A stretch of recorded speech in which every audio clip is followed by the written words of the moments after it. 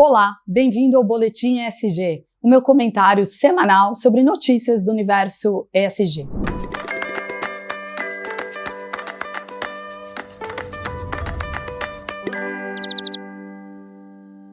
E nesse vídeo eu quero comentar duas notícias e recomendar a leitura de um artigo. A primeira notícia trata de biodiversidade, ecossistemas, a relação dos negócios com a natureza. A gente sabe que para muita gente, para muitos investidores inclusive, ESG é igual a clima, ou ESG se resume a clima. Porque o tema das mudanças do clima é, sem dúvida, o tema mais maduro na agenda de investimentos internacional quando se trata da agenda ESG. É ele que ocupa o centro do palco. Mas o reconhecimento por parte da ciência nos últimos anos, nas últimas décadas, de que a gente tem superado alguns limites ecológicos importantíssimos para a qualidade da vida nesse planeta, né? E aí a gente está falando de biodiversidade, ecossistemas, natureza de maneira geral. O reconhecimento da ciência desses elementos centrais para a qualidade de vida aqui nesse planeta tem trazido o tema da biodiversidade também para essas discussões. Não no mesmo patamar de clima, porque, como eu disse, clima é sem dúvida o tema mais maduro, mas tem jogado luz sobre a importância da biodiversidade dos ecossistemas na hora de se tomar decisões de negócios e decisões de investimentos. E na esteira desse reconhecimento, uma série de iniciativas têm acontecido, tanto lideradas por governos, e aí a gente está falando de regulação, como lideradas pelo mercado, e aí a gente está falando de voluntárias. Várias iniciativas têm acontecido ao redor do mundo nesse sentido, no sentido de jogar a luz sobre a importância da biodiversidade de ecossistemas. Isso, sem dúvida nenhuma, ganhou um capítulo adicional com o surgimento da taxonomia da União Europeia, que tem como um dos seus objetivos, né, ambientais a questão dos ecossistemas e da biodiversidade. Inclusive, nesse sentido, vou abrir aqui um parênteses, a gente tem vários relatórios e vários vídeos lá no canal do GVSES e no site do GVSES falando sobre isso, e nós vamos falar mais sobre isso esse ano ainda. Então, se esse é um assunto que interessa para você, eu recomendo que você fique aí se atualizando na nossa programação lá no GVSES. Fechando parênteses. Então, voltando, biodiversidade também sendo trazido para o debate das decisões ESG ligadas aí tanto aos planos de negócios das empresas como às decisões de investimentos. E nesse sentido eu queria comentar a publicação na semana passada de uma nova versão do framework do TNFD. TNFD é a Task Force on Nature-Related Financial Disclosure. É uma força-tarefa que traz aí vários stakeholders para se criar um framework. É um framework, não é um padrão. Então, é um framework de como trazer questões relacionadas à biodiversidade, aos ecossistemas, à natureza, para a gestão do negócio, tanto do ponto de vista da economia real, das empresas, enfim, como para as instituições financeiras. A versão final desse framework vai ser publicada em setembro, mas ao longo do caminho, desde a sua origem aí do TNFD, desde a sua fundação, é um processo colaborativo, então tem sido feito de maneira colaborativa por vários atores que, inclusive, têm testado, né, têm feito testes pilotos deste framework, mas ao longo do caminho eles têm publicado cada vez que uma nova versão, ainda em fase de testes, é desenvolvida, enfim. Então, na semana passada, foi publicada a última versão de testes. A próxima versão será a final, que será em setembro. E essa última versão já está disponível. Então, se esse é um tema que tem a ver com o seu negócio, tem a ver com as suas preocupações, eu recomendo que você mergulhe com muita profundidade no framework do TNFD. Por quê? Por algumas razões. Em primeiro lugar, porque ele está sendo feito de maneira colaborativa, então tem inputs de diversos atores, seja da empresa, seja do setor financeiro, seja de reguladores, seja de ONGs. Então, realmente é um esforço colaborativo. Segundo, porque há uma preocupação do TNFD de construir esse framework de forma que ele seja bastante integrado com padrões que estão sendo discutidos por aí e que já são adotados, como, por exemplo, o GRI e outros padrões que estão em desenvolvimento. O que quer dizer isso? Quer dizer que se você entender o TNFD, né, se você entender o framework do TNFD e usá-lo de maneira correta, você já está adiantando a vida se você se preocupar em reportar, por exemplo, ou em relatar, né, as suas relações aí, as relações do seu negócio com a natureza, de acordo com vários padrões já existentes e que estão em desenvolvimento. Então, o TNFD é um bom guia. E como funciona o framework do TNFD? Bom, esse vídeo não é para explicar detalhadamente isso, inclusive nós temos um vídeo sobre isso no canal do GVCS. Se você estiver interessado, eu recomendo que você veja esse vídeo. Mas a lógica do TNFD é uma lógica simples de gestão, que parte de um acrônimo chamado LEAP, L-E-A-P. O L significa locate, ou seja, entenda a relação do seu negócio ao longo da sua cadeia de valor com a natureza, com a biodiversidade, com os ecossistemas. Identificar esses pontos de contato materiais importantes. O E significa evaluate, avalie as dependências e os impactos do seu negócio com relação, né, à biodiversidade e os ecossistemas. Todo negócio depende, em alguma medida, de ecossistemas, da natureza, enfim, de alguma forma depende de algum elemento, ou vários, dependendo do negócio, dos setores, enfim.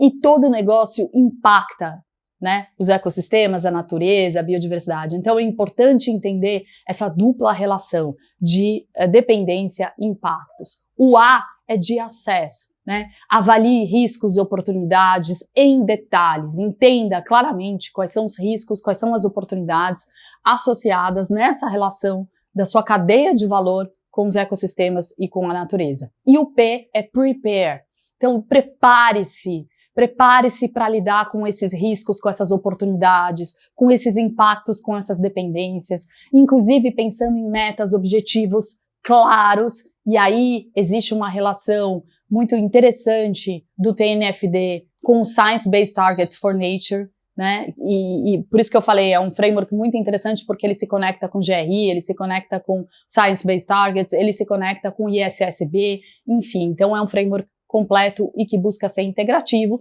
e também dentro do Prepare, claro que tem a importância do relato.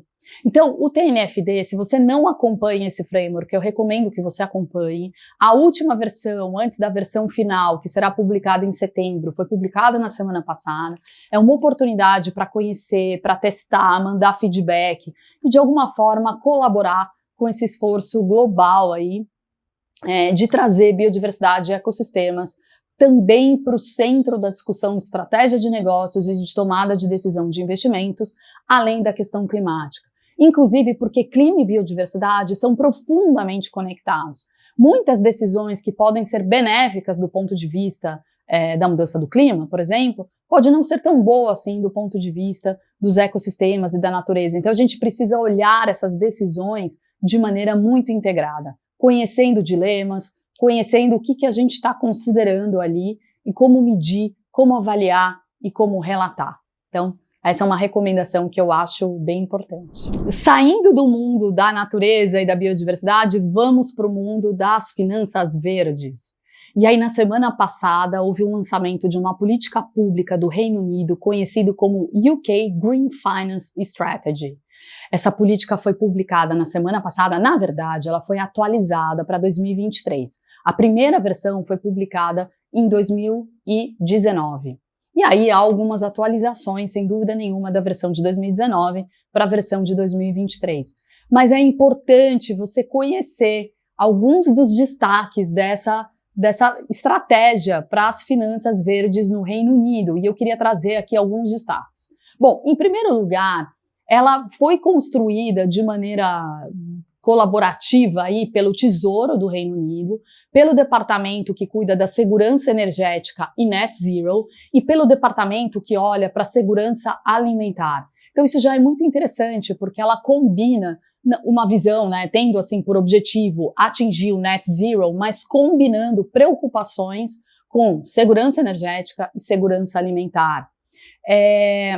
Tem como objetivo tornar o Reino Unido o principal centro financeiro da Europa, alinhado aos conceitos de net zero. O Reino Unido já é um dos principais centros, se a gente for olhar em termos de capitalização de mercado, já é o principal mercado na Europa. Então, com essa preocupação de ser net zero, traz uma força adicional, um peso adicional, já para um peso econômico que já existe para o mercado financeiro do Reino Unido. Mas há 4 pontos desse documento que eu gostaria de destacar, que eu acho que é importante você conhecer. Em primeiro lugar, a importância da mobilização de capital para a transição para uma economia de baixo carbono. A gente sabe que vai ser importante mobilizar capital, bilhões de dólares, para a transição, ou seja, para a gente sair desse estado econômico, né, de alta emissão de gases de efeito estufa, para um momento na economia que pode ser 2050, pode ser 2100, enfim, onde a gente vai ter baixo carbono. Essa transição precisa de financiamento, o que significa financiar aqueles setores que hoje são altamente emissores, mas que vão precisar se reinventar, que vão precisar rever suas estratégias e se posicionar com a baixa emissão de carbono. Então, isso é interessante e é importante, mas isso traz um risco. E você já deve estar pensando aí qual é o risco. E o risco é o do greenwashing. Financiar quem é alto emissor, quem polui, enfim, importante, porque ele precisa mudar a sua trajetória. Agora, como assegurar que esse recurso vai, de fato, levar a essa transição? É isso que todo mundo se pergunta, esse é o debate atual. Então, o risco do greenwashing. Então, o documento fala da mobilização desse capital para a transição, mas a gente que lê o documento tem que ter em mente que tem um risco intrínseco ao financiamento da transição, e esse risco é o greenwashing. O segundo ponto que eu queria comentar desse documento é o desenvolvimento de uma taxonomia de finanças sustentáveis para o Reino Unido. E esse assunto me é particularmente caro. Quem vem acompanhando aí o nosso trabalho nos últimos tempos no GVCE sabe que a gente tem se debruçado sobre a importância da taxonomia da União Europeia e as regulações a ela associadas. Mas hoje já são mais de 15 taxonomias pelo mundo, algumas lideradas por governo, ou seja, que são mandatórias, como a da União Europeia, outras lideradas pela indústria, que são voluntárias, mas o fato é que taxonomias têm crescido e têm ganhado importância pelo mundo todo. E o que é uma taxonomia? Uma taxonomia é um sistema de classificação, nesse caso, de atividades econômicas associadas à sustentabilidade. Para quê? Para se mobilizar recursos para essa agenda de sustentabilidade, financiando ou alocando recursos financeiros nessas atividades classificadas como finanças sustentáveis ou ligadas à sustentabilidade ou com objetivos ambientais, socioambientais, enfim. Cada taxonomia vai ter aí o seu jeito de se posicionar, de aparecer. Mas, no fundo, o que todas elas querem é criar uma linguagem comum, é estabelecer uma forma de se comunicar de tal maneira que se possa mensurar os fluxos de recursos alocados a essas atividades classificadas como sustentáveis, verdes, enfim, como queiram. O fato do Reino Unido estar desenvolvendo a sua taxonomia é uma notícia importante, porque hoje a gente já tem mais de 15 taxonomias sendo desenvolvidas pelo mundo, algumas em estado avançado de desenvolvimento, outras já adotadas, como é o caso da taxonomia da União Europeia. Enfim, a gente realmente está vendo pelo mundo esse tema das taxonomias ganhando muita importância. E isso já está gerando, né, um impacto importante sobre os fluxos financeiros, mas eu acredito que vai gerar um impacto importante sobre o fluxo do comércio internacional também. Então, esse tema é muito importante. Então, se você não acompanha esse tema, eu recomendo que você acompanhe. E o fato de, nesse documento publicado na semana passada, sair que o Reino Unido também vai desenvolver a sua taxonomia, sem dúvida nenhuma, é um tema importante. O terceiro assunto que apareceu nesse documento é a importância de se desenvolver ferramentas para que os recursos sejam canalizados, para que os recursos financeiros sejam canalizados nessa agenda de finanças verdes. E aí, nesse documento, o governo coloca que vai utilizar todo o seu esforço entre recursos financeiros, recursos humanos, regulação, enfim, tudo o que for necessário para que sejam desenvolvidos cada vez mais dados, informações, relatórios, enfim, no sentido dos atores financeiros terem acesso a boas informações com relação à questão aí verde, né, de sustentabilidade. E isso envolve, por exemplo, cobrar das empresas e das instituições financeiras relato de suas emissões escopo 3 de GHG, regulação dos ratings ESG, uma discussão nos fóruns técnicos necessários para se discutir como o ESG se relaciona com o dever fiduciário, enfim, são vários temas que estão sendo abordados e que são temas técnicos, estão sendo abordados nesse documento. Então esse é o terceiro ponto. E o quarto ponto desse documento é um plano de crescimento verde. E esse plano de crescimento verde prevê bilhões de pounds em investimentos, tanto na demanda como na oferta de energia mais limpa no Reino Unido. E isso envolve investimento em carbon capture and storage, hidrogênio verde, eficiência energética, usinas eólicas offshore, nucleares, enfim, um pacotão mesmo de investimento na energia, né, nessa transição energética verde, tanto do ponto de vista da demanda como do ponto de vista da oferta de energia. E isso me parece, mas enfim, eu tenho lido isso por aí, então acho que eu não estou sozinha nessa opinião, me parece uma resposta também do Reino Unido ao Inflation Reduction Act dos Estados Unidos. Aliás, eu comentei isso, eu comentei que haveria, comentei num artigo para a Febraban, vou deixar o link caso você queira ler, onde eu expliquei o Inflation Reduction Act e falei que haveria disputa pelos recursos da Agenda Verde. E eu acho que o que a gente está vendo no Reino Unido agora é justamente um pouco desse efeito. Então esse é o UK Green Finance Strategy. E para terminar, se você quiser entender esse tweet do presidente Biden em 20 de março, que trata de um veto que ele fez, que está relacionado à agenda ESG no mercado americano, eu vou recomendar para você a leitura do meu artigo publicado na Citywire agora no fim de março, que explica um pouco como o dever fiduciário, o debate sobre o dever fiduciário, está no centro desse debate nos Estados Unidos sobre se ESG deve ou não deve ser incorporado na gestão dos fundos de pensão privados nos Estados Unidos. Enfim, a conversa é longa, profunda, mas eu acho que esse artigo que eu publiquei pela Citywire pode ajudar um pouco a entender esse debate, o lado técnico do debate. Obviamente, todo debate ESG tem um componente político, tem uma agenda política. Eu não sou ingênua o suficiente para não saber que existe uma agenda política também, que é uma agenda que pode ser politizada, que a agenda ESG pode e está sendo politizada.